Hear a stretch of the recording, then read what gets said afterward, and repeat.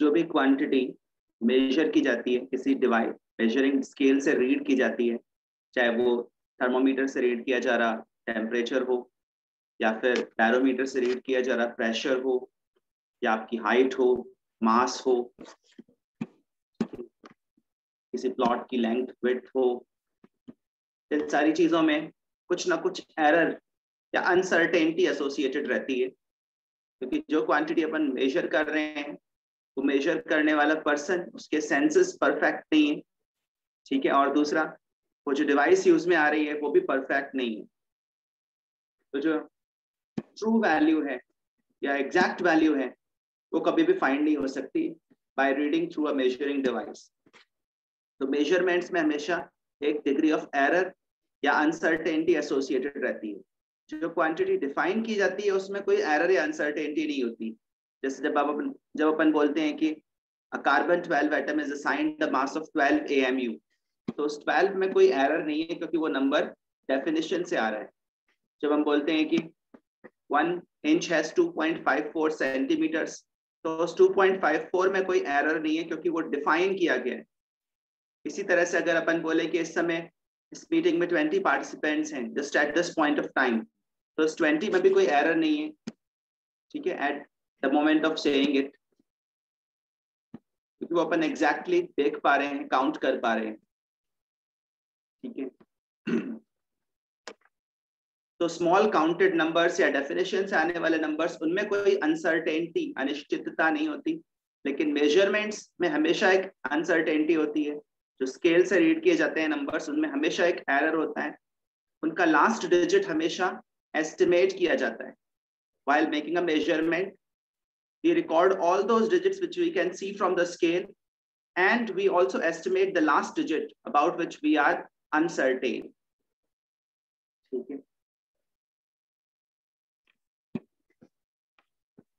तो देखिए यहाँ पर फर्स्ट स्टेटमेंट क्या लिखा हुआ है। Because measuring devices are manufactured to limited specifications, measuring devices भी एक लिमिट तक ही वैल्यू रीड कर सकती हैं, एक डेसिमल पॉइंट के, कुछ डेसिमल पॉइंट्स के बियॉन्ड वैल्यू रीड नहीं कर सकते आप डिवाइस से। And because we use our imperfect senses and skills to read them, read करने वाला जो है उसके सेंसेस भी एक लिमिट तक ही चीजों को देख सकते हैं। हमारी आंखें माइक्रोस्कोपिक चीजों को तो नहीं देख सकती डेफिनेटली, और जो डिवाइस हम यूज कर रहे हैं वो भी एक लिमिटेड स्पेसिफिकेशन के लिए बनाई गई। इसलिए हम कभी भी कोई क्वांटिटी एग्जैक्टली मेजर नहीं कर सकते with absolute certainty.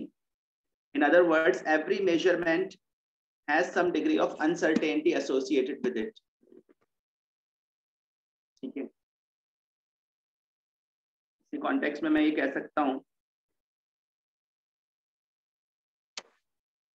while making a measurement,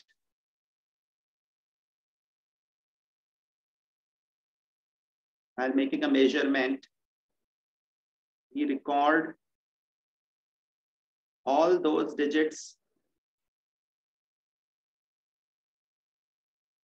which we can read from the scale, and one last digit which we estimate. Measurement लेते समय हम वो सारे डिजिट्स तो लिखते ही हैं जो हम स्केल से डायरेक्टली रीड कर पा रहे हैं, इसके अलावा एक लास्ट डिजिट और लिखते हैं जिसको हम एस्टिमेट करते हैं, और इस लास्ट डिजिट में ही अनसर्टेनिटी होती है। This last digit contains uncertainty or error of plus minus 1 units according to its place value. किसी भी मेजरमेंट के लास्ट डिजिट में हमेशा एरर मान के चलना चाहिए।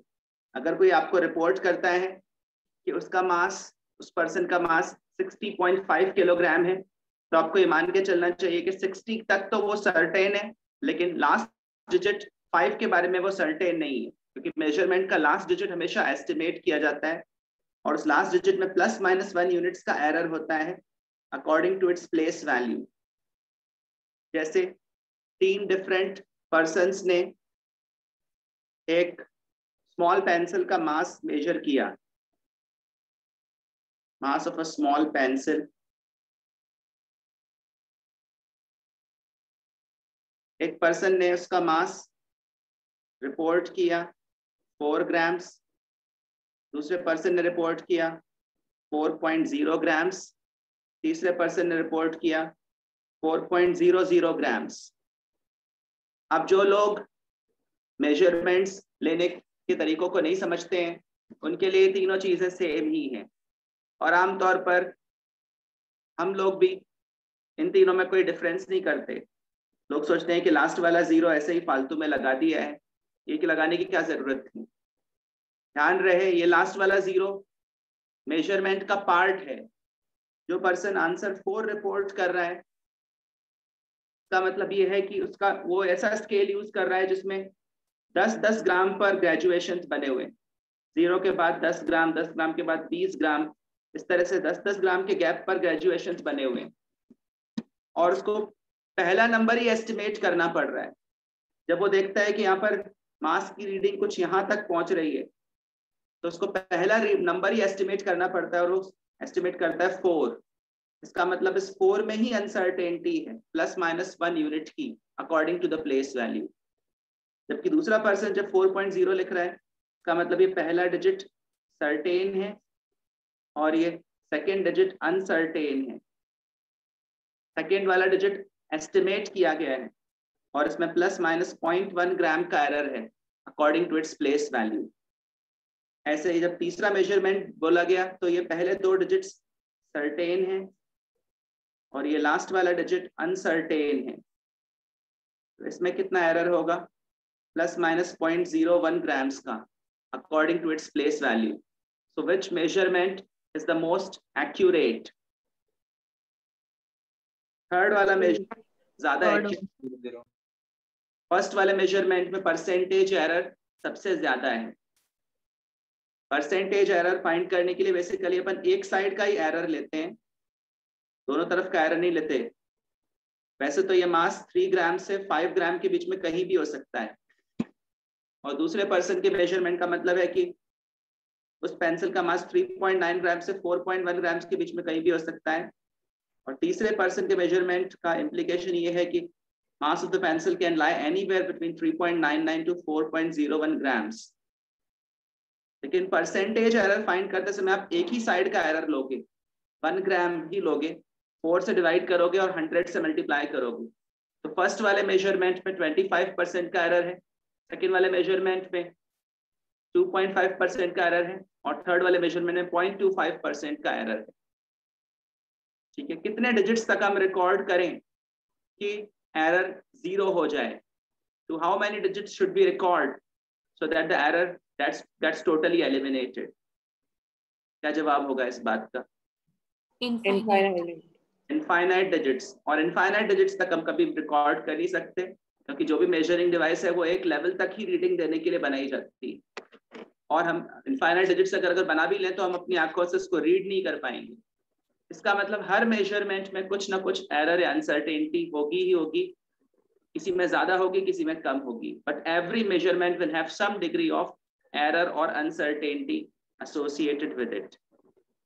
एरर कम होगा तो एक्यूरेट मेजरमेंट बोला जाएगा, पर एक्यूरेट बोलने में और एग्जैक्ट बोलने में फर्क होता है। थर्ड वाले स्टूडेंट का मेजरमेंट एक्यूरेट है या ज्यादा एक्यूरेट है, पर एग्जैक्ट नहीं है।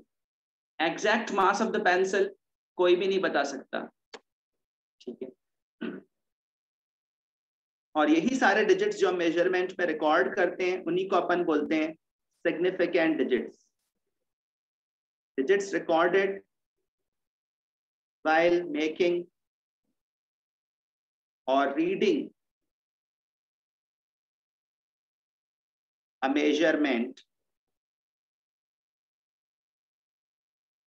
मैन्युअली। जब अपन किसी स्केल पर मास, हाइट, वॉल्यूम, प्रेशर, टेम्परेचर ये सब रीड करते हैं उस दौरान जो अपन डिजिट्स रिकॉर्ड करते हैं उन्हीं को अपन सिग्निफिकेंट डिजिट्स कहते हैं. Digits recorded while making a measurement which includes all digits read from scale plus one estimated digit. Measurement करते समय लास्ट डिजिट हमेशा एस्टिमेट किया जाता है. ठीक है, last digit is always estimated. जितने डिजिट्स आपने स्केल से डायरेक्टली रीड कर पाए और जो लास्ट डिजिट आपने एस्टिमेट किया, एक ही डिजिट एस्टिमेट करते हैं, एक से ज्यादा डिजिट अगर एस्टिमेट कर रहे हो तो फिर वो प्योर स्पेक्यूलेशन है, तुक्केबाजी है. एक ही डिजिट एस्टिमेट करते हैं और वो इंटेलिजेंटली एस्टिमेट करते हैं, और इन सारे डिजिट्स को कुल मिलाकर अपन सिग्निफिकेंट डिजिट्स कहते हैं. Recorded digits recorded while making a measurement are called as significant digits or significant figures. Short में अपन SF लिखेंगे. इसी बात को समझाने के लिए यहाँ पर टेक्स्ट में भी सिमिलर बातें लिखी गई हैं. मैं आपको एक्सरसाइज, इस चैप्टर की एक्सरसाइज शीट का एक क्वेश्चन दिखाता हूं.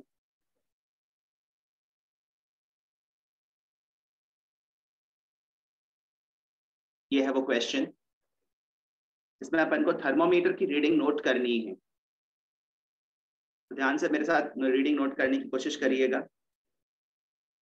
फर्स्ट वाला थर्मोमीटर लेफ्ट मोस्ट जो है उसकी रीडिंग क्या होगी? 70.6.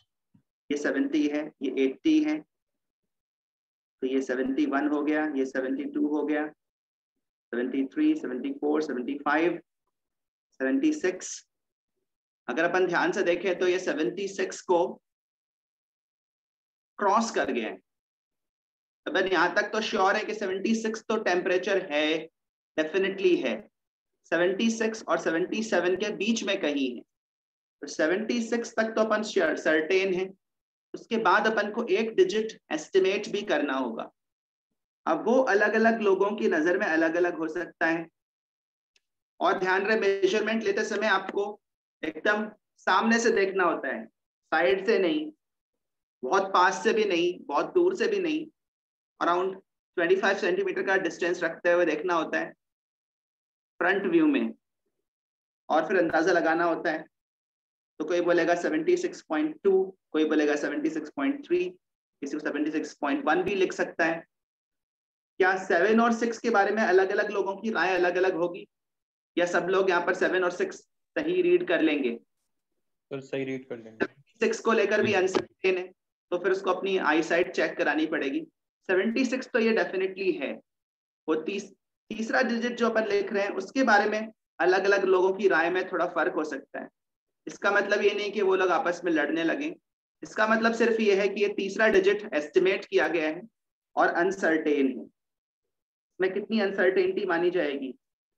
±0.1 degree Celsius according to its place value, अगर हम इंटेलिजेंटली सोच रहे हैं तो. इसके बाद कोई और डिजिट एस्टिमेट नहीं करेंगे, बस एक ही डिजिट एस्टिमेट करते हैं. तो बताओ इस मेजरमेंट में टोटल कितने सिग्निफिकेंट डिजिट्स हैं? 3. अब अगर कोई इसके फ्रंट में 0 लगा दे तो क्या वो 0 सिग्निफिकेंट माना जाएगा? नो सर, वो मेजरमेंट का पार्ट नहीं है. तो इस मेजरमेंट में कितने सिग्निफिकेंट डिजिट्स थे? 3. अब दूसरे वाले स्केल के बारे में सोचते हैं. इस वाले स्केल पर अगर आप देखें, ये 60 है, ये 62 है, तो डेफिनेटली ये 61 होगा, ये 61.1 होगा, ये 61.2 होगा, और ये 61.3 है. और जो लेवल है मरकरी का वो भी लगभग यहीं पर लिख रहा है. तो किसी ने बोला 61.3.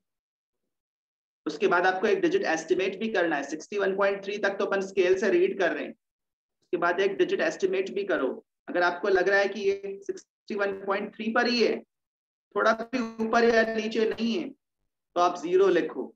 लेकिन एक डिजिट लिखना तो पड़ेगा आगे, एक डिजिट एस्टिमेट करना पड़ेगा. जितना स्केल से रीड कर पा रहे हैं उसके बाद एक डिजिट एस्टिमेटेड लिखना जरूरी है। 61.30 डिग्री सेल्सियस। तो इस मेजरमेंट में कितने सिग्निफिकेंट डिजिट्स माने जाएंगे? 4 सिग्निफिकेंट डिजिट्स। इसमें कितना एरर है? ±0.01 डिग्री सेल्सियस का। ठीक है। और ये तीसरा वाला थर्मोमीटर, एक्चुअली इसमें थोड़ा सा स्केल गड़बड़ है, ऊपर की तरफ टेम्परेचर बढ़ना चाहिए था, नेवरदलेस नीचे की तरफ आने पर बढ़ रहा है। चलो जो भी है, अपन को तो रीडिंग लेनी है। 1 2 3 4। तो जो टेम्परेचर है वो 3 और 4 के बीच में है।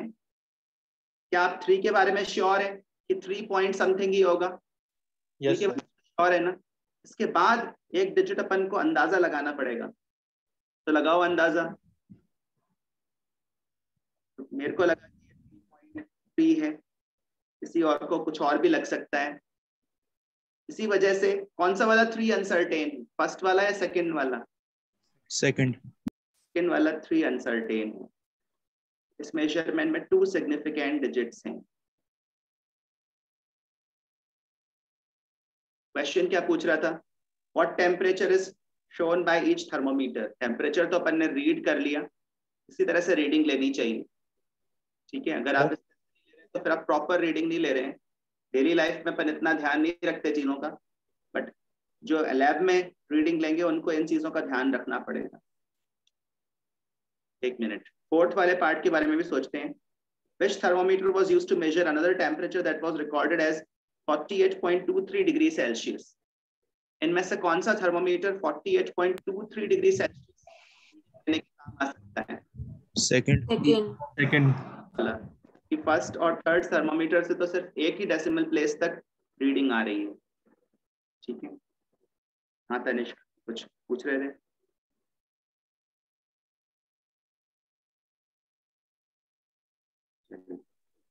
तो ये रीडिंग की बात हुई।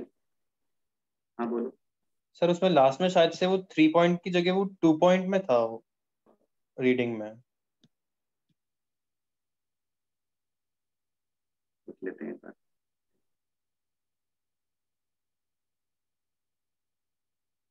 हाँ सॉरी, 2 पॉइंट में है,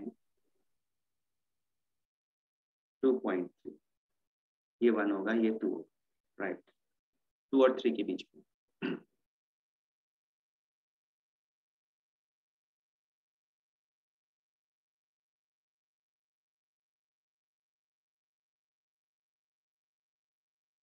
तो ये बात हुई मेजरमेंट लेने की। यहाँ पर भी इसी तरह की कुछ चीजें लिखी हुई हैं। देखो यहाँ पर, you always estimate the rightmost digit when reading a measuring device. The uncertainty can be expressed with the plus minus sign, but generally we drop the sign and assume an uncertainty of 1 unit in the rightmost digit. 1 unit की uncertainty rightmost digit में assume करेंगे according to its place value. The digits we record in a measurement, both the certain and the uncertain ones, there's only one uncertain digit, rest all are certain digits, are called as significant figures. There are 4 significant figures in 2.036 and 2 significant figures in 2.0 kilogram. जितने ज्यादा significant figures होंगे, measurement उतना ही ज्यादा accurate होगा। In general ये बात सही है। जैसे यहाँ पर अपन ने पेंसिल के मास के बारे में जब कुछ मेजरमेंट्स मेंशन किए, तो फर्स्ट वाले मेजरमेंट में कितने सिग्निफिकेंट फिगर्स थे? 1, सेकंड वाले में 2, थर्ड वाले में 3। सेम सब्सटेंस को लेकर, सेम क्वांटिटी को लेकर आपका मेजरमेंट जितने ज्यादा सिग्निफिकेंट फिगर्स कंटेन करेगा, वो मेजरमेंट उतना ही ज्यादा एक्यूरेट माना जाएगा।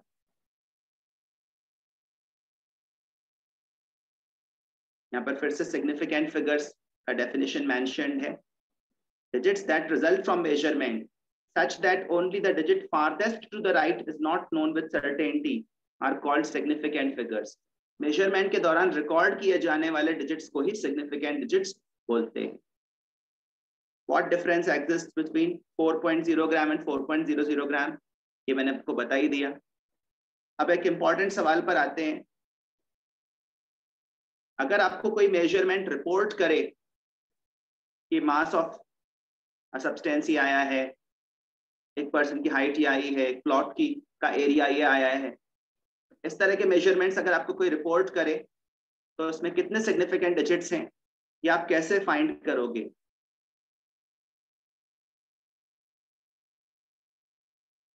तो इसमें ज्यादा कोई प्रॉब्लम नहीं है। Counting the number of significant figures in a reported measurement. अगर कोई मेजरमेंट आपको रिपोर्ट किया गया है तो उसमें कितने सिग्निफिकेंट फिगर्स हैं? सबसे पहली बात, all non zero digits are always counted significant. Non zero digit तो हमेशा मेजरमेंट का पार्ट माना ही जाएगा, बिना स्केल से रीड किए या बिना अंदाजा लगाए नॉन जीरो डिजिट तो लिखा नहीं जाएगा डेफिनेटली। तो हर नॉन जीरो डिजिट सिग्निफिकेंट है। All non zero digits are always counted significant. Problem बस जीरोस को लेकर आती है। मेजरमेंट में आने वाले जीरोस को हम 3 कैटेगरीज में डिवाइड करते हैं। लीडिंग जीरोस जो किसी भी नॉन जीरो डिजिट के पहले लगाए गए हों, उनसे पहले कोई नॉन जीरो डिजिट ना हो, सबसे पहले आने वाले जीरोस वो लीडिंग जीरोस कहलाते हैं। इंटरनल जीरोस जो नॉन जीरो डिजिट्स के बीच में आ रहे हों, जिनके लेफ्ट या राइट में कहीं ना कहीं कोई नॉन जीरो डिजिट हो। और लास्ट में ट्रेलिंग जीरोस। इनको सिग्निफिकेंट माने या ना माने इस पर थोड़ा सोचना पड़ेगा। Leading zeros are never counted significant. वो कभी भी सिग्निफिकेंट नहीं माने जाते। कॉमन सेंस से सोचो, किसी भी मेजरमेंट को आप जब नोट करोगे तो सबसे पहला डिजिट आप जीरो थोड़ी लिखोगे, पहला डिजिट हमेशा नॉन जीरो ही तो लिखोगे। क्या किसी मेजरमेंट की शुरुआत आप जीरो लिखकर कर सकते हो? किसी भी सब्सटेंस की हाइट, विड्थ, कुछ भी मेजर करना हो, मास, वॉल्यूम, पहला डिजिट हमेशा नॉन जीरो ही लिखा जाएगा। नॉन जीरो डिजिट के फ्रंट में आने वाले जीरोस या तो सिंपली कॉस्मेटिक पर्पसेस के लिए, सुंदरता के लिए, सजावट के लिए लगाए गए माने जाएंगे, या फिर डेसिमल प्लेस को डिनोट करने के लिए लगाए हुए माने जाएंगे। ठीक है, जैसे किसी ने मेजरमेंट लिया स्मॉल ऑब्जेक्ट का 4.21 मिलीमीटर। अब इसी लेंथ को मैं मीटर में बदलना चाहूं, 1 मिलीमीटर में कितने मीटर्स होते हैं? 10 to the power -3। 10 to the power -3 metres. तो अगर इसको मैं स्टैंडर्ड नोटेशन में लिखूं तो मुझे डेसिमल पॉइंट आगे शिफ्ट करना पड़ेगा, 0.00421 मीटर्स। तो ये बस एक यूनिट का चेंज है, डायमेंशन चेंज है। 4.21 में कितने सिग्निफिकेंट डिजिट्स हैं? 3। इसको 0.00421 मीटर लिख देंगे तब भी सिग्निफिकेंट फिगर्स तो उतने ही रहेंगे। मेजरमेंट थोड़ी बदल रहा है, बस यूनिट्स बदल रही है। इसमें भी 3 सिग्निफिकेंट फिगर्स ही काउंट होंगे। तो लीडिंग जीरोस या तो डेसिमल की पोजीशन मार्क करने के लिए यूज में लिए जाते हैं, जैसे ये 2 जीरोस डेसिमल दिखाने के लिए यूज में आए हैं, to mark the position of decimal. या फिर सिंपली आदत से मजबूर होकर लिख देते हैं, जैसे इस डेसिमल के पहले भी एक जीरो लगा दिया, इसकी कोई जरूरत नहीं थी, बस इसको लगाते हैं कन्वेंशनली कि बस कॉस्मेटिक पर्पस के लिए। ये मेजरमेंट का पार्ट नहीं है, इनमें से कोई भी जीरो सिग्निफिकेंट काउंट नहीं होगा। ठीक है, दूसरे तरह के जीरोस हैं इंटरनल जीरोस, जो मेजरमेंट में नॉन जीरो डिजिट्स के बीच में घिरे रहेंगे। ये हमेशा मेजरमेंट का पार्ट माने जाएंगे, ऑलवेज काउंटेड एज सिग्निफिकेंट।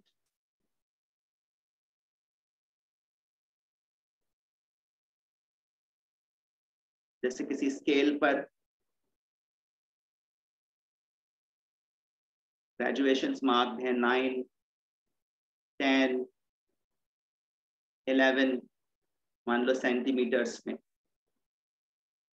और एक पेंसिल की लेंथ रिपोर्ट करनी है। ये पेंसिल लेफ्ट में से कंटिन्यू होते आ रही है,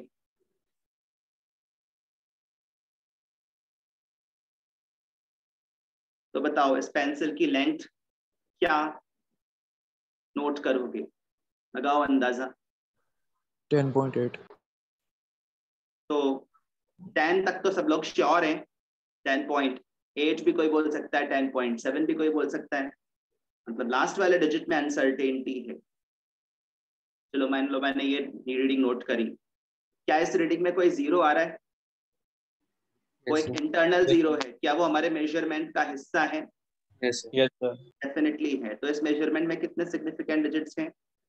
3 सिग्निफिकेंट डिजिट्स। तो नॉन जीरो डिजिट्स के बीच में आने वाले जीरोस हमेशा ही मेजरमेंट का पार्ट हैं और हमेशा सिग्निफिकेंट माने जाएंगे। रही बात ट्रेलिंग जीरोस की, ट्रेलिंग जीरोस या तो नंबर को कंप्लीट करने के लिए लगाए जाते हैं या फिर हो सकता है मेजरमेंट का पार्ट भी हो। इसको लेकर डिसीजन ये लिया गया है, ट्रेलिंग जीरोस को इंपॉर्टेंस तब मिलेगी जब हमारे मेजरमेंट में कहीं ना कहीं एक डेसिमल पॉइंट लगा रहेगा। Trailing zeros are counted as significant if the measurement has a decimal point somewhere in it. Trailing zeros measurement का पार्ट हो भी सकते हैं और शायद ना भी हो। तो इस बारे में क्लैरिटी रखने के लिए डिसीजन ये लिया गया है कि अगर आपका ट्रेलिंग जीरो मेजरमेंट का पार्ट है तो अपने मेजरमेंट में कहीं ना कहीं डेसिमल जरूर लगाना। ठीक है, जैसे अगर किसी ने बोला कि एक पीस ऑफ लैंड की लेंथ 400 मीटर है और ये जीरोस भी उसके मेजरमेंट का पार्ट हैं और उसने यहाँ पर लास्ट में डॉट लगा दिया है 400 डॉट, इसका मतलब ये है कि ये वाले जीरोस भी सिग्निफिकेंट हैं। ऐसी सिचुएशन में इस लेंथ में कितना एरर माना जाएगा बताओ? ±1 मीटर का। इस लास्ट वाले जीरो में अनसर्टेनिटी मानी जाएगी। दूसरी तरफ अगर सिंपली कोई ऐसे लिख रहा है 400 मीटर बिना डेसिमल पॉइंट लगाए हुए, then in the absence of any other information we will assume that these two zeros are simply there to complete the number, they are not a part of the measurement। और इसमें फिर ±100 metre का error माना जाएगा। ठीक है, और इसमें कितने सिग्निफिकेंट डिजिट्स काउंट होंगे? 1 सिग्निफिकेंट फिगर। और अगर कहीं ना कहीं मेजरमेंट में डेसिमल लगा हुआ है, कहीं भी लगा हुआ हो, तो सारे के सारे ट्रेलिंग जीरोस मेजरमेंट का पार्ट माने जाएंगे और सिग्निफिकेंट काउंट होंगे। ठीक है, जैसे किसी ने आपसे पूछा कि इंडिया की पॉपुलेशन क्या है, तो आप क्या जवाब दोगे? पीयूष, भारत की जनसंख्या के बारे में कुछ पता है आपको? India's population 1.3 billion. 1.3 बिलियन बोला, तो बोलते समय अपन इतना ज्यादा नहीं सोचते कि यार बिलियन में कितने जीरोस आएंगे। 1.3 बिलियन आपने बोला, उसके बाद मैं इसको कंप्लीट करने की कोशिश कर रहा हूँ। Billion is 10 to the power 9। अब थोड़ा दिमाग लगाया, 10 टू द पावर 9 है, तो 13 के बाद कितने जीरोस लगाएंगे? 8 जीरोस। 1 2 3 4 5 6 7 8। क्या ये जीरोस सिग्निफिकेंट माने जाएंगे? No sir. अगर ये सारे जीरोस आप सिग्निफिकेंट मानोगे तब तो इसका मतलब ये होगा कि अनसर्टेनिटी सिर्फ इस नंबर में है। इसका मतलब भारत की जनसंख्या 1.3 बिलियन ±1 ही हो सकती है। क्या आप इतना एक्यूरेट नंबर बता रहे थे मुझे? डेफिनेटली नहीं। आपने जब 1.3 बिलियन बोला तो इस 3 में ही अनसर्टेनिटी है, मतलब इंडिया की पॉपुलेशन 1.3 ±0.1 बिलियन हो सकती है। तो चाहे मैं इस नंबर को इतना बड़ा करके लिख दूं, तब भी इस नंबर में कितने सिग्निफिकेंट डिजिट्स काउंट होंगे? 2। ठीक ठीक है। डेसिमल लगाने से फिर इन जीरोस को इज्जत मिल जाएगी। डेसिमल लगाने का मतलब ये है कि आपने जीरोस सिग्निफिकेंट अच्छे से केयरफुली नोट किए थे। किसी को बहुत बड़ा एरिया दिखाकर, बहुत बड़ा पीस ऑफ लैंड दिखाकर बोला अंदाजा लगाओ इसकी लेंथ कितनी है, ये मेरा खेत है, इसकी लंबाई कितनी है। उसने कहा कि मुझे किसी स्केल की जरूरत नहीं है, मेरी आंखों में स्केल फिट है, ये पूरा 500 मीटर की लंबाई में आपका फार्म है। अब जो 500 मीटर बोल रहा है 500 मीटर, तो क्या वो मेजर कर रहा है इन लास्ट वाले दो जीरोस को? नहीं, वो 5 जो बोल रहा है ना उसमें भी अनसर्टेनिटी। 5 itself is estimated। ये बात समझ में आ रही है? तो उसके 500 में आप कितने सिग्निफिकेंट डिजिट्स काउंट करोगे? 1 significant digit. On the other hand कोई पर्सन एक्चुअली स्केल से मेजर करे और फिर बोले 500 मीटर लेंथ है, तब उसके मेजरमेंट में 3 सिग्निफिकेंट डिजिट्स माने जाएंगे। ये बात समझ में आ रही है? तो ट्रेलिंग जीरोस अगर मैं मेजरमेंट में डेसिमल लगा हुआ हो तो सिग्निफिकेंट होते हैं, नहीं लगा हुआ हो तो simply to complete the number लगाए हुए ऐसा माना जाएगा। ठीक है ना। जैसे किसी ने बोला कि मेरे घर से आरजी एकेडमी का डिस्टेंस 4.5 किलोमीटर्स है। अब इसको किसी ने बोला मीटर्स में बदल दो। 4.5 किलोमीटर्स में कितने सिग्निफिकेंट? 2। मीटर्स में बदलने पर 4500 लगेगा। फिर किसी ने कहा मिलीमीटर्स में बदल दो, और भी बड़ा लगने लगेगा। सिर्फ यूनिट बदलने से क्या मेजरमेंट बदल जाएगा? नहीं। तो इन सारे ही नंबर्स में आप कितने सिग्निफिकेंट डिजिट्स काउंट करोगे? 2 सिग्निफिकेंट डिजिट्स। इन जीरोस को अपन सिग्निफिकेंट नहीं मानेंगे। यही सारी कहानी यहाँ पर लिखी हुई है। Leading zeros are never significant. Zeros between 2 significant digits are always significant. Trailing zeros that are not needed to hold the decimal point are significant. That are not needed to hold the decimal point.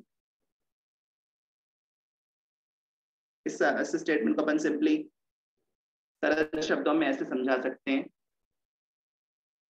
Trailing zeros that have no decimal point are assumed not to be significant. Measurement में कहीं ना कहीं decimal point लगाओ तभी trailing zero significant माने जाएंगे, otherwise हम उनको इनसिग्निफिकेंट ही मान के चलेंगे। मैं जो एग्जांपल्स दिए वो भी आप रीड कर सकते हो, वो कुछ ऐसे ही हैं जैसे मैं आपको बता रहा था। यूनिट कन्वर्ट करने पर कभी भी मेजरमेंट ज्यादा एक्यूरेट या कम एक्यूरेट नहीं हो जाता। ये बात समझ में आ रही है? यूनिट कन्वर्जन से मेजरमेंट की एक्यूरेसी पर कोई फर्क नहीं पड़ता। लास्ट में यहाँ बताया हुआ है एग्जैक्ट नंबर्स, ऐसे नंबर जिनमें कोई अनसर्टेनिटी ना हो, जिनके बारे में टोटली श्योर हो, ऐसे नंबर्स को अपन बोलते हैं एग्जैक्ट नंबर्स। एग्जैक्ट नंबर्स में इनफाइनाइट सिग्निफिकेंट डिजिट्स माने जाते हैं, assumed to have infinite significant figures in them.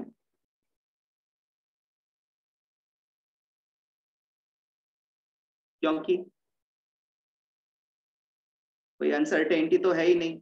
हमने बोला था ना जितने ज्यादा सिग्निफिकेंट डिजिट्स होंगे उतना कम अनसर्टेनिटी होगी, और जब अनसर्टेनिटी बिल्कुल ही नहीं है तो फिर कितने सिग्निफिकेंट डिजिट्स माने जाएंगे? इनफाइनाइट।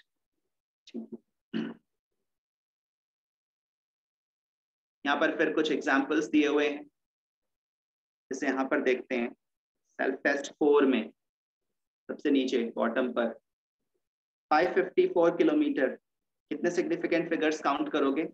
3। 7 pennies मतलब 7 कॉइन्स।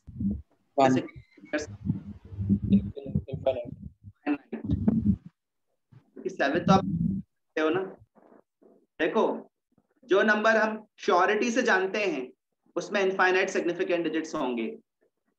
ठीक है, जैसे again small counted numbers, number of students in the class, number of coins, ठीक है, number of chairs, number of books in your bag, ये सारे नंबर्स अपन एग्जैक्टली फाइंड कर सकते हैं। या फिर डेफिनेशन से आने वाले नंबर्स, 1 मीटर एज 100 सेंटीमीटर, इस 100 में इनफाइनाइट सिग्निफिकेंट डिजिट्स हैं। ये 10 की पावर 5 है। 10 की पावर से सिग्निफिकेंट डिजिट्स काउंट नहीं होंगे, फ्रंट वाले नंबर से काउंट होंगे। तो बताओ इसमें कितने सिग्निफिकेंट डिजिट्स हैं? 3 सिग्निफिकेंट डिजिट्स। 0.00099 में कितने सिग्निफिकेंट डिजिट्स हैं? 2 सिग्निफिकेंट डिजिट्स। 1.4500 किलोमीटर हैं 5 सिग्निफिकेंट डिजिट्स। बस ये ऐसे ही आसान है। 21,000 मीटर में कितने मानोगे? It has no decimal as such associated. 2 इसमें 2 सिग्निफिकेंट डिजिट्स अज्यूम करेंगे। एक चीज होती है साइंटिफिक नोटेशन और स्टैंडर्ड नोटेशन। ये सारे नंबर जो लिखे हुए हैं ये स्टैंडर्ड नोटेशन में लिखे हुए हैं, और जो अपन इनको साइंटिफिक नोटेशन में बदलेंगे, साइंटिफिक नोटेशन का मतलब होता है a into 10 to the power b, जहां पर b इंटीजर हो और a जो है वो 1 और 10 के बीच में हो। नोटेशन बदलने से भी सिग्निफिकेंट डिजिट्स चेंज नहीं होने चाहिए। नोटेशन बदलने से number of significant digits change नहीं होने चाहिए। तो बदल दोगे इसको सिग्निफिकेंट डिजिट्स में, साइंटिफिक नोटेशन में। चलिए कुछ और एग्जांपल्स आपको अलग से देता हूं साइंटिफिक नोटेशन में बदलने के लिए। इसको साइंटिफिक नोटेशन में लिखिए।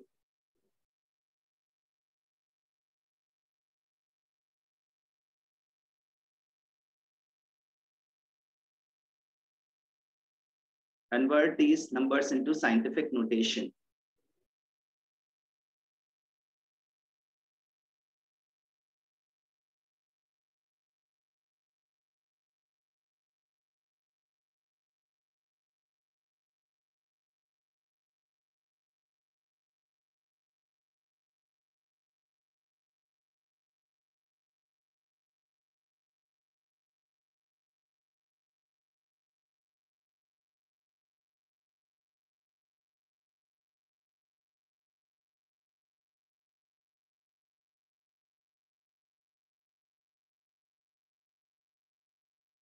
चलिए लिखते हैं।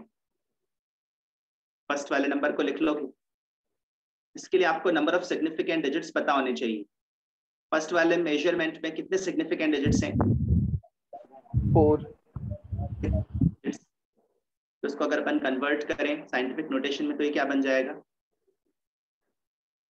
4.020। लास्ट वाला 0 मेंटेन रखना पड़ेगा, into 10 to the power -2 metres. Number of significant digits change नहीं होने चाहिए। सेकेंड वाले में भी 4 है, इसका साइंटिफिक नोटेशन क्या बनेगा? 3.954 को छोटा कर रहे हैं, 100 से डिवाइड कर रहे हैं, तो यहाँ 100 से मल्टीप्लाई हो जाएगा। थर्ड वाले को ध्यान से देखो, यहाँ पर +-10 लिखा हुआ है। +-10 लिखकर क्वेश्चन अपन को क्या इंडिकेट कर रहा है? एरर कौन से वाले प्लेस में है, कौन से वाले 0 में एरर है? सेकंड लास्ट 0 में एरर है। 10th प्लेस वाले 0 में एरर है, मतलब ये वाला 0 एस्टिमेटेड है। इसका मतलब ये वाला 0 सिग्निफिकेंट है।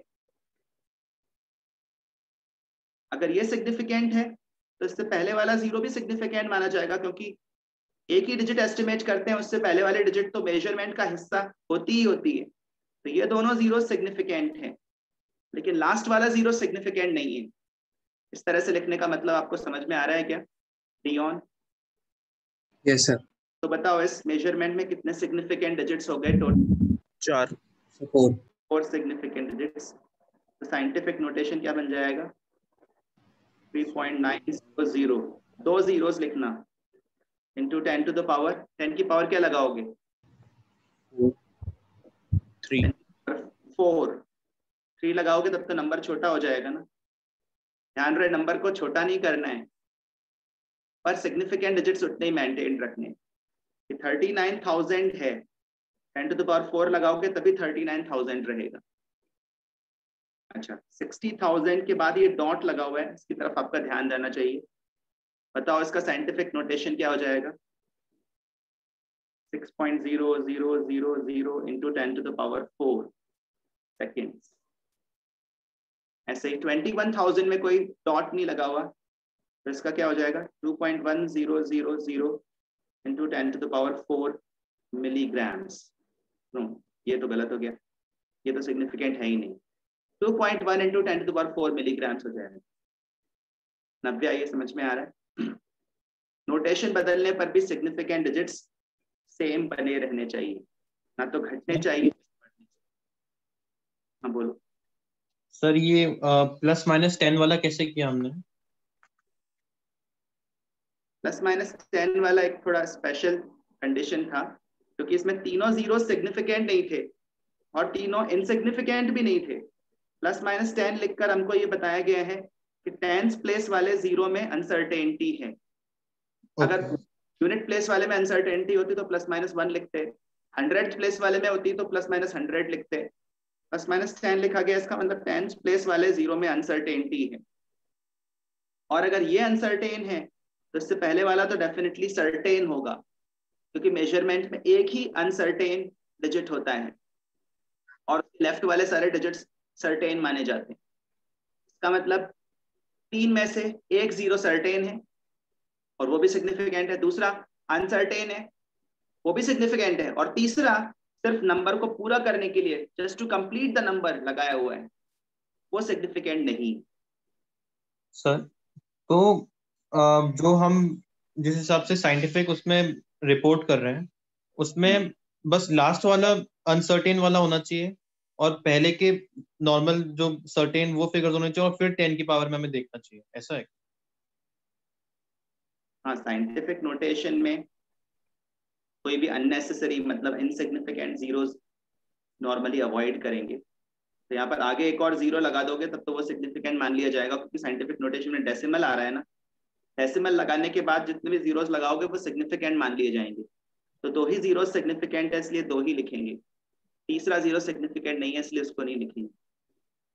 हमारी बात समझ में? क्योंकि डेसिमल लगाने के बाद जीरोस फिर सिग्निफिकेंट काउंट होते हैं। Okay sir. चलिए, तो ये तो बात हुई सिग्निफिकेंट डिजिट्स काउंट करने की। ये पीडीएफ मैं शेयर कर दूंगा तो आप इसके रिमेनिंग एग्जांपल्स भी ट्राई कर सकते हो।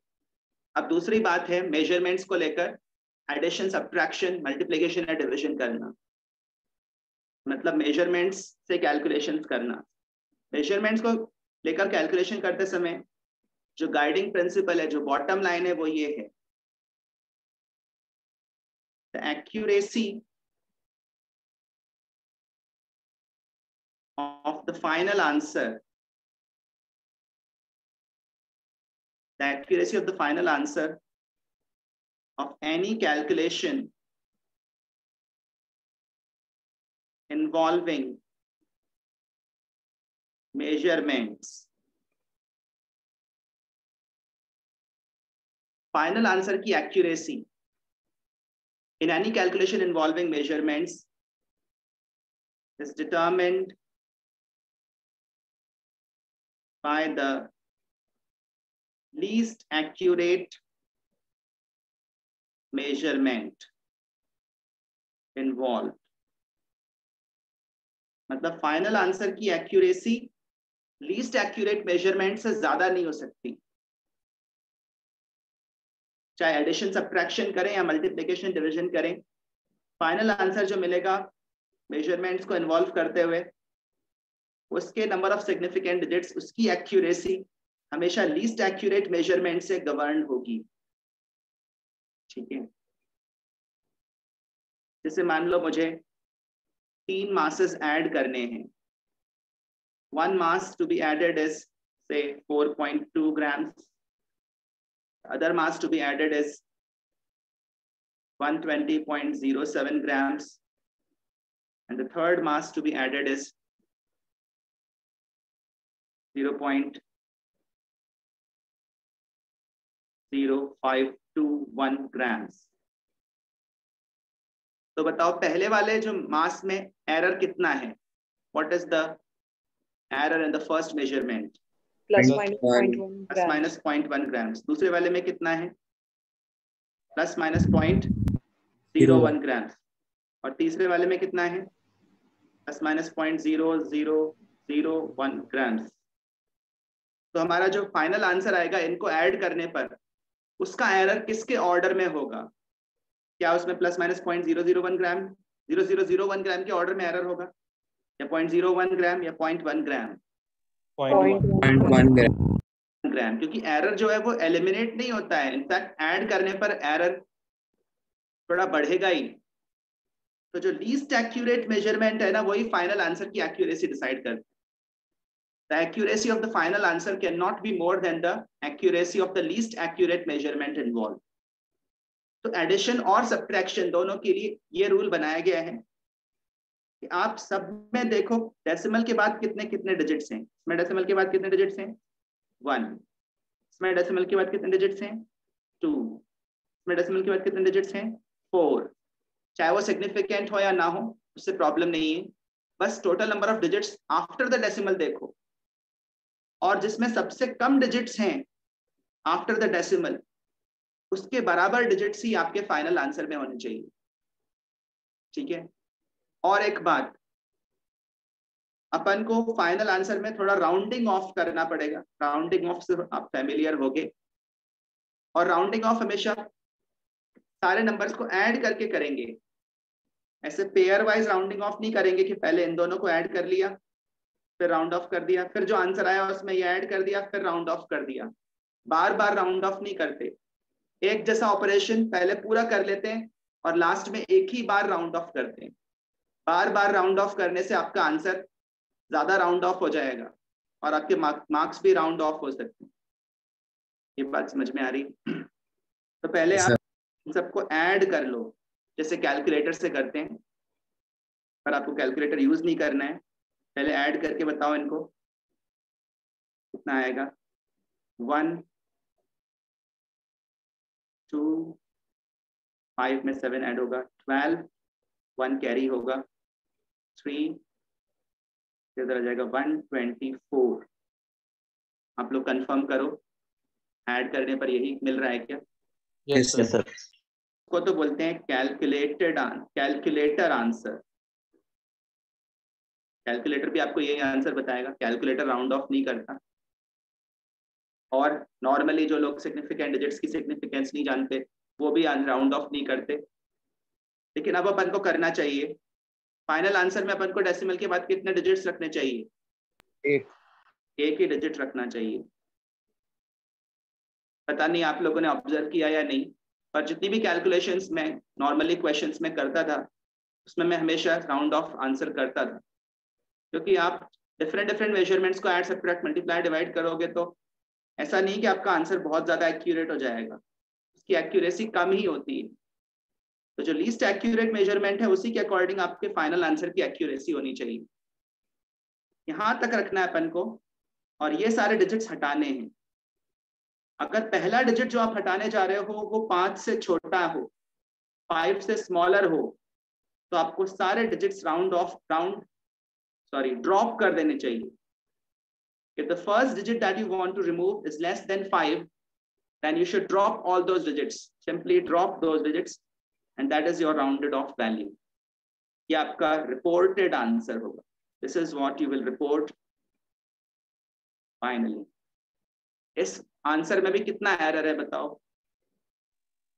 प्लस माइनस 0.1 का एरर है।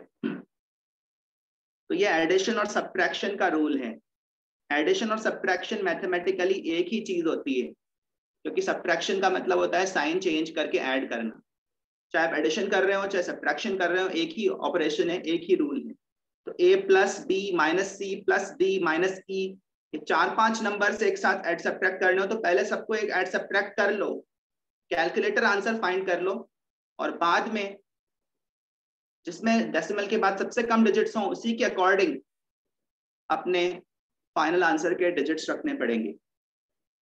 यहाँ पर 2 स्टेटमेंट्स आपको रीड करवाना चाहूंगा। When measurements are added or subtracted, the number of significant digits to the right of the decimal in the answer is determined by the measurement with fewest digits to the right of the decimal. जिसके decimal के बाद सबसे कम digits आ रहे हों उतने ही digits आपके answer में होने चाहिए। और अगर कोई ऐसा मेजरमेंट हो जिसमें डेसिमल के बाद कुछ आ ही ना रहा हो, मान लो एक मेजरमेंट ये भी होता 430, इसमें डेसिमल के बाद कुछ है ही नहीं, तो फिर हमारे आंसर में भी डेसिमल के बाद कुछ नहीं होगा, फिर हम डेसिमल अवॉइड ही करेंगे टोटली। ये बात समझ में आ रही? मतलब उस केस में हम डेसिमल के बाद वाले सारे डिजिट्स हटाने की कोशिश करेंगे। चलिए, और ये स्टेटमेंट भी पढ़िए, accuracy of the final answer can be no greater than the least accurate measurement. सबसे कम एक्यूरेट मेजरमेंट ही फाइनल आंसर की एक्यूरेसी डिसाइड करता है। एडिशन सब्ट्रैक्शन का रूल समझ में आ गया? डेसिमल के बाद वाले डिजिट्स देखने हैं, जिसमें सबसे कम हो उतने डिजिट्स अपने आंसर में रखने, और मल्टीप्लिकेशन डिवीजन में actually total number of significant digits देखते हैं, और जिसमें सबसे कम हो उतने अपने फाइनल आंसर में रखते हैं। ये एक रूल है, इसको simply as a rule accept करिए। और इस रूल के पीछे भी कारण वही है कि final answer least accurate measurement की एक्यूरेसी से गवर्न होता है। तो मल्टीप्लिकेशन और डिवीजन मैथमेटिकली एक ही ऑपरेशन माना गया है। अगर आप a को b से डिवाइड भी कर रहे हैं तो कुल मिलाकर वो a मल्टीप्लाइड बाय 1/b है। तो मल्टीप्लिकेशन और डिवीजन का एक रूल है, एडिशन सब्ट्रैक्शन का एक रूल है। और जब एक तरह का ऑपरेशन कंप्लीट हो जाए तब राउंड ऑफ करना है। जैसे मान लो आपको ये कैलकुलेशन करनी है, a plus B minus C upon D minus E multiplied by F. तो इस तरह की कैलकुलेशन अगर आपको करनी है तो आप कितनी बार राउंड ऑफ करोगे, सोचो। जब भी ऑपरेशन बदलेगा ना तब राउंड ऑफ करेंगे। a प्लस बी माइनस सी तो एक ही तरह का कैलकुलेशन है, एडिशन सब्ट्रैक्शन है। ये करने के बाद अपन राउंड ऑफ करेंगे।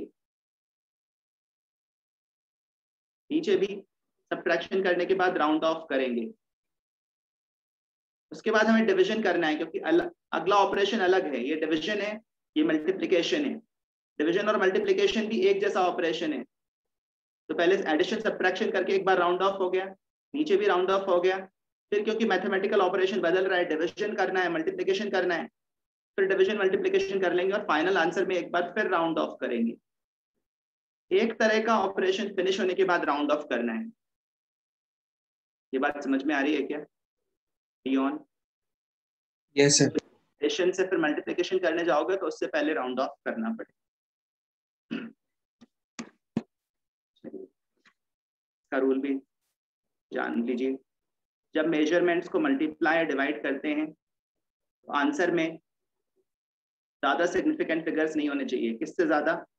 जिस मेजरमेंट में fewest number of total number of significant digits हैं उससे ज्यादा।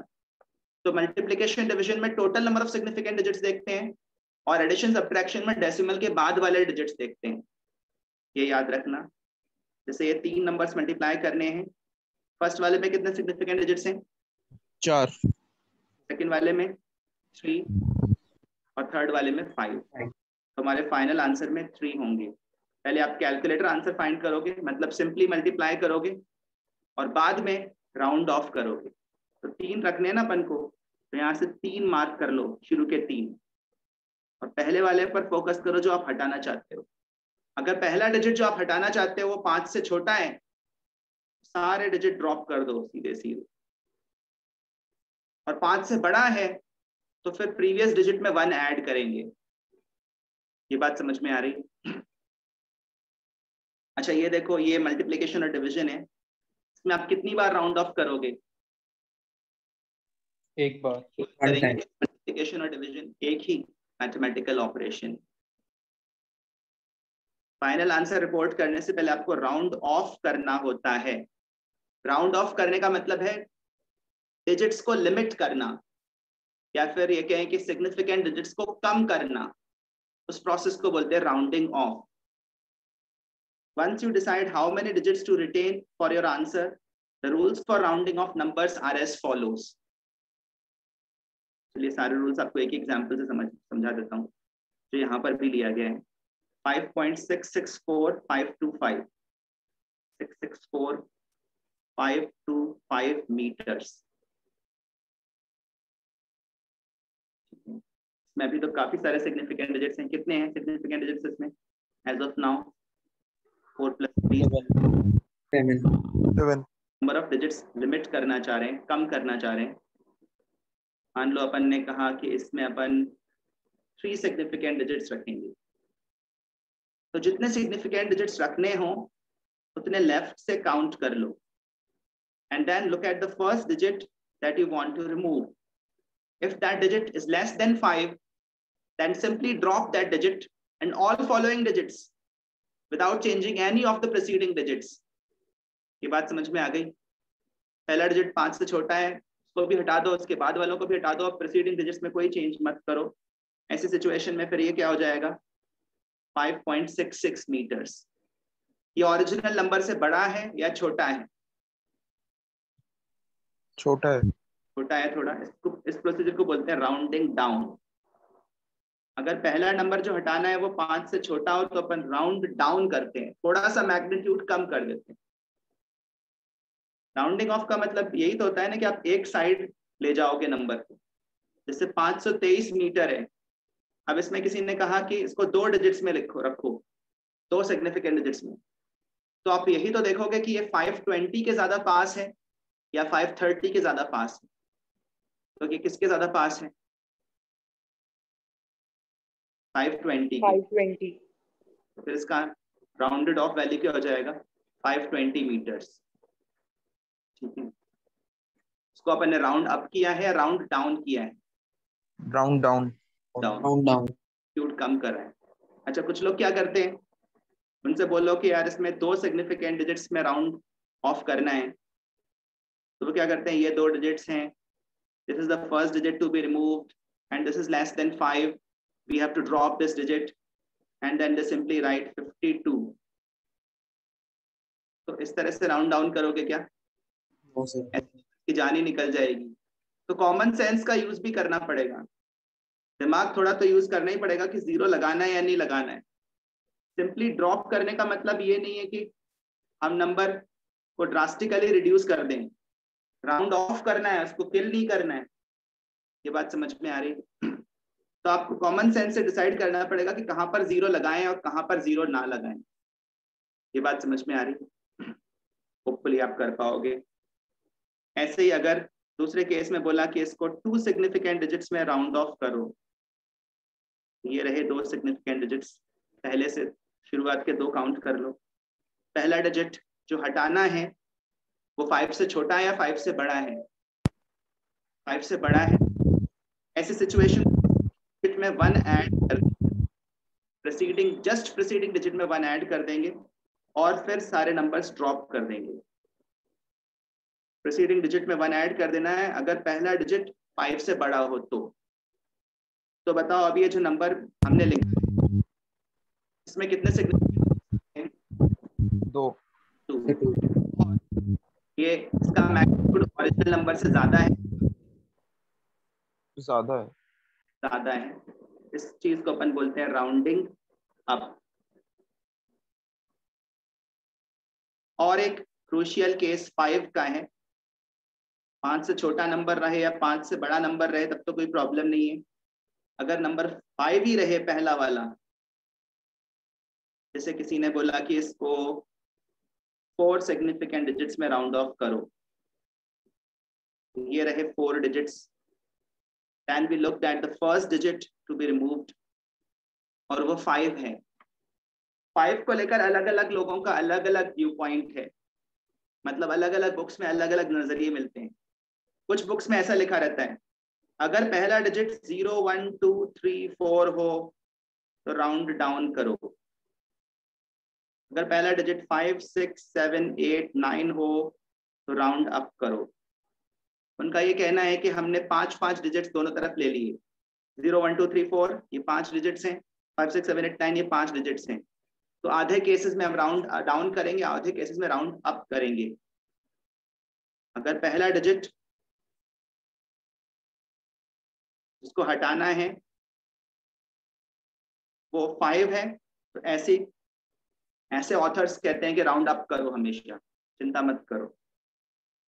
दूसरा व्यू पॉइंट एक ये है, वो कुछ ऐसा ही है कि टॉस कर लो, यार 5 आ जाएगा तो क्या करेंगे, तो किसी ने कहा टॉस कर लेंगे हेड्स आ जाएगा तो राउंड अप कर देंगे, टेल्स आ जाएगा तो राउंड डाउन कर देंगे।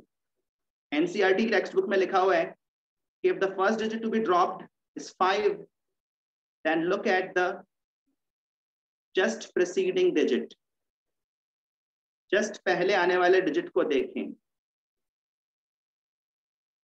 साइड से जस्ट पहले आने वाला डिजिट अगर इवन है तो राउंड डाउन कर दें, और ऑड है तो राउंड अप कर दें।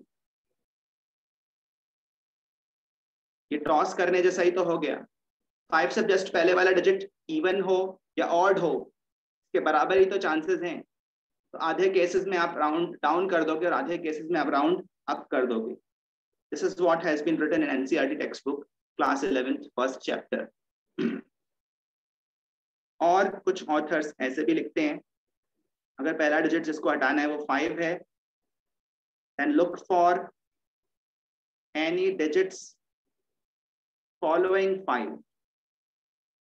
5 के बाद कोई और डिजिट आ रहा है या नहीं, कोई नॉन जीरो डिजिट आ रहा है या नहीं। अगर कोई नॉन जीरो डिजिट 5 के बाद भी आ रहा है, इसका मतलब हाफ वे मार्क क्रॉस हो गया है और आपको राउंड अप कर देना चाहिए।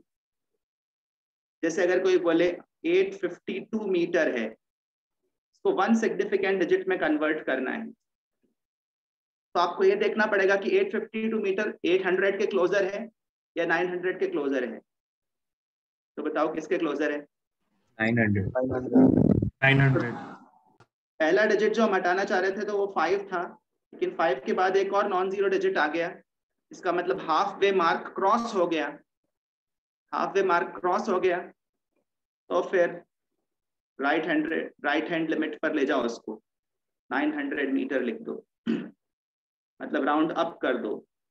अगर 5 के बाद कोई भी नॉन जीरो डिजिट आता है तो राउंड अप कर दो, और अगर कुछ भी नहीं आता, सिर्फ जीरोज आते हैं या कोई नॉन जीरो डिजिट नहीं आता, ओनली जीरोज और नो डिजिट एट ऑल, तो फिर राउंड डाउन कर दो।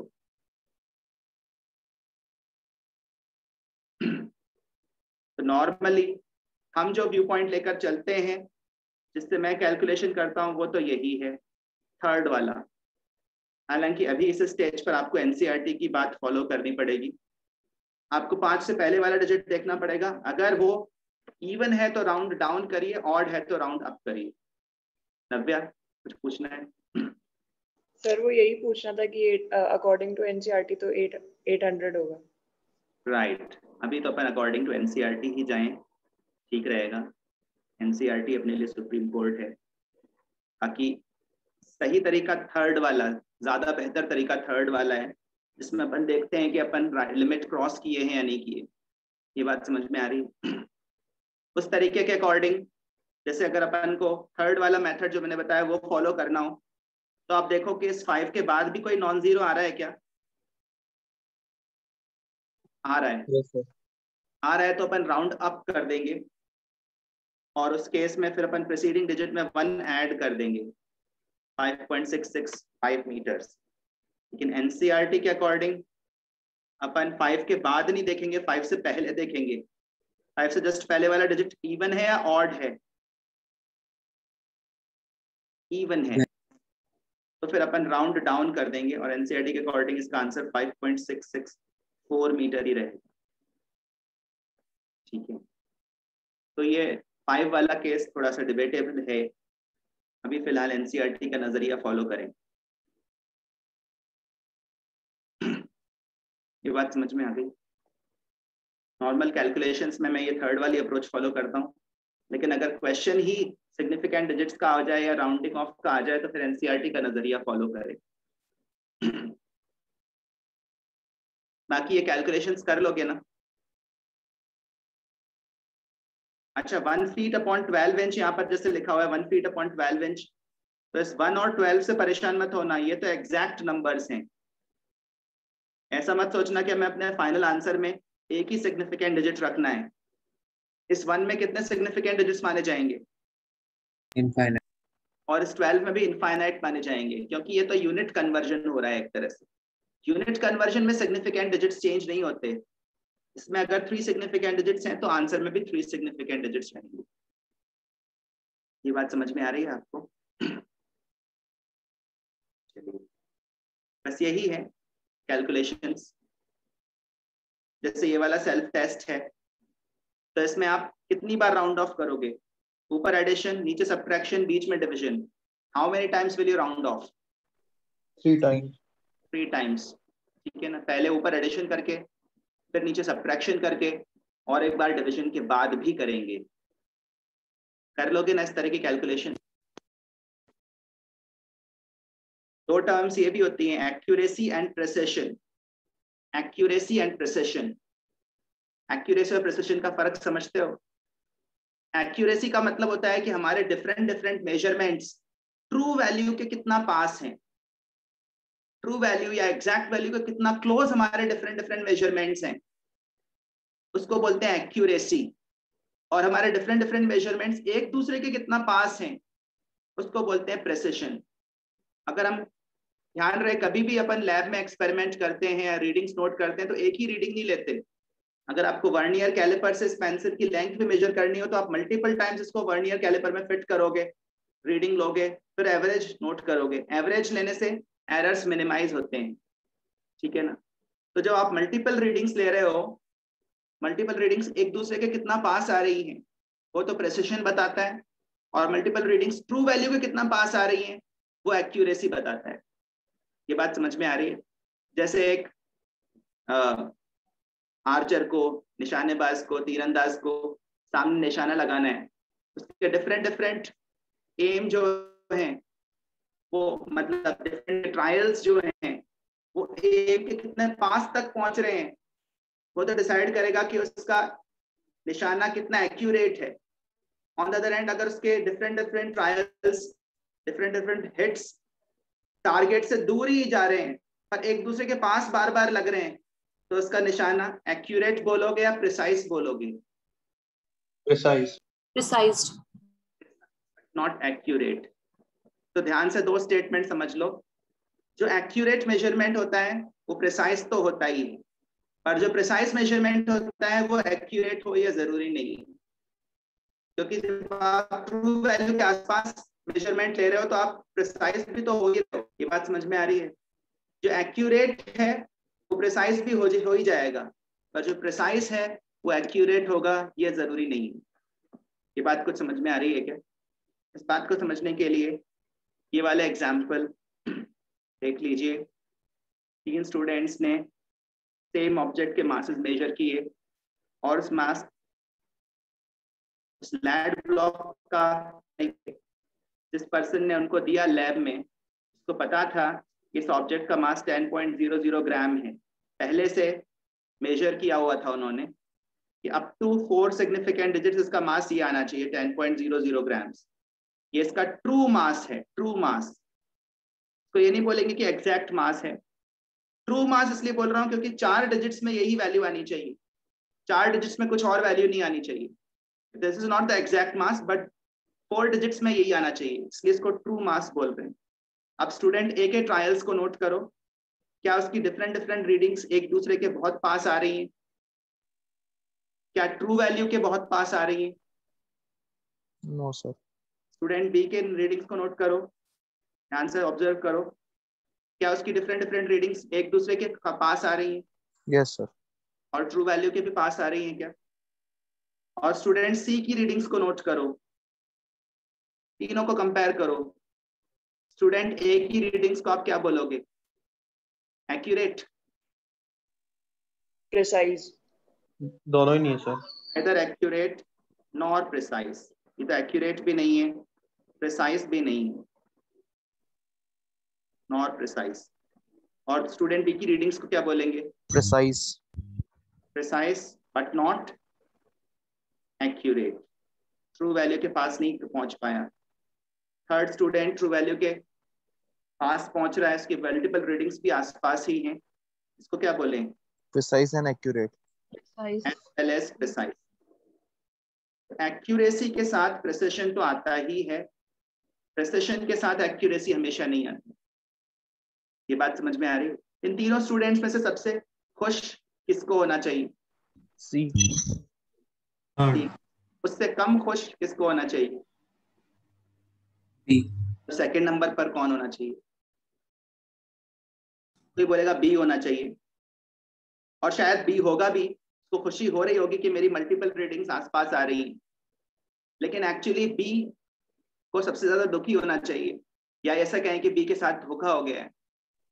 बी जो है वो तो ट्रू वैल्यू से हमेशा दूर रहता है, और वो ज्यादा रीडिंग भी लेगा ना तो भी ट्रू वैल्यू तक नहीं पहुंच पाएगा। स्टूडेंट ए की रीडिंग्स में रैंडम एरर आ रहा है, स्टूडेंट ए ज्यादा रीडिंग्स लेगा ना तो ट्रू वैल्यू के आसपास पहुंच जाएगा।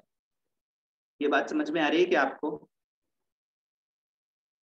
तो अगर आपकी रीडिंग्स प्रिसाइज आ रही हैं लेकिन एक्यूरेट नहीं आ रही, तो ये ज्यादा प्रॉब्लमेटिक है, क्योंकि आप ज्यादा रीडिंग्स लोगे तो भी सही आंसर तक नहीं पहुंच पाओगे। लेकिन अगर आपकी रीडिंग्स में रैंडम एरर आ रहा है तो ज्यादा रीडिंग्स लेने पर आप ट्रू वैल्यू के ज्यादा क्लोज पहुंच सकते हो। देखो यहाँ पर इसका आंसर जो है, इसका एवरेज वैल्यू 0.3 के डिफरेंस में आ रहा है, और इसका एवरेज वैल्यू 0.21 के डिफरेंस में आ रहा है। तो किसके एवरेज वैल्यू में ज्यादा एरर दिख रहा है ट्रू वैल्यू से? स्टूडेंट बी की वैल्यू में। चलिए, ये कहानी थी एक्यूरेसी और मेजरमेंट की, सॉरी एक्यूरेसी एंड प्रिसिजन की, और उससे पहले measurements, significant digits, rounding off, addition, subtraction, multiplication, division, इनके बारे में मैंने आपको ब्रीफली बताया। इतना ही रिक्वायर्ड है, इससे ज्यादा नहीं। ठीक है, ये चीजें समझ में आ गई कि आपको? चलिए फिर आज अपन यहीं पर रुकेंगे। एक स्टूडेंट ने मुझसे percentage strength and volume strength of H2O2 solutions के बारे में बताने को कहा है। वो चीजें मैं नेक्स्ट डिस्कशन में कैरी कर लूंगा। H2O2 सॉल्यूशन की वॉल्यूम स्ट्रेंथ और परसेंटेज स्ट्रेंथ कैसे फाइंड करते हैं वो अपन नेक्स्ट टाइम एक दो क्वेश्चंस के जरिए समझ लेंगे। और भी किसी स्टूडेंट की अगर कोई स्पेसिफिक पॉइंट्स हो जो वो समझना चाहते हो तो आप मुझे बता सकते हैं। अगर मुझे अप्रोप्रिएट लगेगा तो मैं उनको इंक्लूड कर दूंगा। फिलहाल आज अपन यहीं पर रुकेंगे।